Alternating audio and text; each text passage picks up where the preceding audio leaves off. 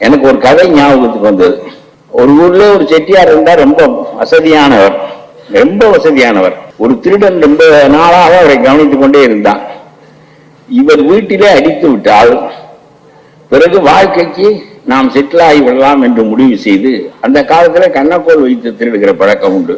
ஆகவே ஒரு அமாவாசையை தேர்ந்தெடுத்தான். கும்மிருட்டாக இருக்கும் அன்றைக்கு போய் கண்ணக்கோல் வைப்போம் என்று அவன் முடிவெடுத்தான். சரி என்று சொல்லி நல்ல மழை பெய்திருந்தது, அமாவாசை இருட்டு. செட்டியார் உள்ளே உறங்கி கொண்டிருந்தார். இவன் போய் சுவரிலே கண்ணக்கோல் வைத்தான். வைத்து சுவரை தோண்டி கொண்டே வந்தான். ஒரு ஆள் நுழைகிற அளவுக்கு அது வந்த பிறகு நிறுத்தி, ஒரு ஆள் நுழைகிற அளவுக்கு வந்த பிறகு இவன் உள்ளே தலையை விட்டான். மழை வேறு பெய்திருந்தது, சுவர் வேறு பொது பொது இருந்தது. அந்த சுவர் அப்படியே உடைந்து அவன் மீது விழுந்து அவன் செத்து போய்விட்டான். காலையிலே செட்டியார் எழுந்து பார்த்தபோது இவன் பிணமாக கிடக்கிறான். இதற்குள் அவனுடைய மனைவி ரொம்ப கட்டிக்காரி.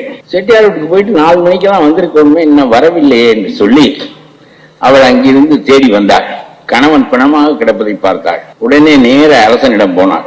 கணவரே, அரசரே, என்னுடைய கணவனை இந்த செட்டியார் கொன்று விட்டார் என்று சொல்லி அவள் ஒரு புகார் அளித்தாள்.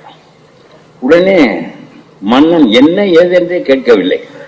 நம்ம PMC திட்டத்தை பற்றி முதல்வர் பேசிய பேச்சு போல உடனே நேர காவலனை அனுப்பி செட்டியாரை பிடித்து கொண்டு வா என்று சொன்னான். வந்தவுடன் மன்னன் கேட்டான், செட்டியார் உன் வீட்டுல தானே செத்தார்? ஆமா. உன்னுடைய சுவர் இடிந்து விழுந்துதானே செத்தார்? ஆமா. அப்படியானால் அந்த சாவுக்கு காரணம் நீதானே என்று கேட்டார். செட்டியார் நினைத்தார், அவன் திருடன் கண்ணக்கோல் வைத்து சுவர் உடைந்து செத்திருக்கிறான், ஆனால் மன்னன் கேட்கிறான் உன்னுடைய வீட்டில் செத்தான், நீதான் பொறுப்பு என்று. சரி, இவனிடம் நாம் அது மாதிரி பேசினால் சரியாக வராது என்று சொல்லி உடனே ஆமாம் செத்து போய்விட்டார், ஆனால் அரசே அதுக்கு நான் பொறுப்பில்லை. இந்த கொத்தனார் ரொம்ப சொதென்று சுவரை கட்டி விட்டார், ஆகவே அந்த திருடன் செத்து விட்டான். நான் கொடுத்த பணத்திற்கு ஒழுங்காக கட்டியிருந்தால் செட்டியார் செத்திருக்க மாட்டார், கொத்தனாரை கேளுங்கள் என்று சொன்னார். கரெக்ட், கொத்தனாரை கூட்டிக் கொண்டு வா என்றான். கொத்தனார் வந்தார். ஆஹா, ரொம்ப முட்டாளாக இருக்கிறான், செட்டியார் போன வழியிலே போக வேண்டியதான் என்று அவன் சொன்னான். அரசே, நான் தான் கட்டினேன், சொத என்று இருந்தது, எனக்கு தெரியாது. இந்த சித்தாள் தண்ணீரை அதிகமாக ஊற்றி கலந்து விட்டாள், ஆகவே இது சித்தாள் பொறுப்பை தவிர என் பொறுப்பில்லை என்றான். மன்னர் கரெக்ட், சித்தாளை கொண்டு வா என்றார். சித்தாள் வந்தாள். வந்து சொன்னாள், எப்பவும் ஒரு சின்ன பானையில தண்ணீர் வைத்து வாய் சின்னமாக இருக்கும், அதிலே நாங்கள் தண்ணீர் ஊற்றி அதை கலப்போம். இந்த தடவை மண்பாண்டம் செய்து தந்தவன் வாயை பெரிதாக வைத்து விட்டான், அதனால தண்ணீர் பொதுக்கென்று விழுந்து விட்டது, அதனாலே நான் பொறுப்பில்லை என்றான். சரிதான், அந்த மண்பாண்டம் செய்வதை கூட்டிக் கொண்டு வா என்றான் மன்னன். அவர் வந்தார். அவர் வந்தவுடன் இவன் கேட்டான், ஐயா, நான் எப்பவும் அளவாகத்தான் வாயை வைப்பேன், இந்த அம்மா சொல்வது சரிதான், ஆனால் நான் அந்த சமயம் அதை வாயை வணைந்து கொண்டிருந்த போது இந்த ஊர் நாட்டியக்காரி அந்த வழியாக போனாள். நான் நிமிர்ந்து பார்த்தேன், வாய் அகன்று விட்டது. இவள் சல் என்று போயிருக்காவிட்டால் வாய் அகன்றிருக்காது, அவளை கேளுகிறான்.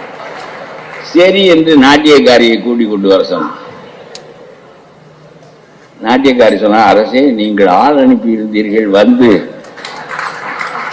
என்னோடும் இருந்து விட்டு அந்த சாரோடும் இருந்து விட்டு போ என்று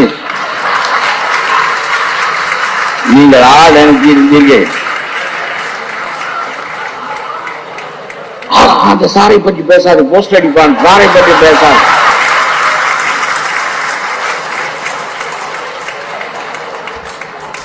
நான் போகின்ற வழியில் குயவனுக்கு இப்படி ஆகிவிட்டது என்று சொன்னால் கேஸ் டிஸ்மிஸ் போகடா என்று சொல்லிவிட்டார்.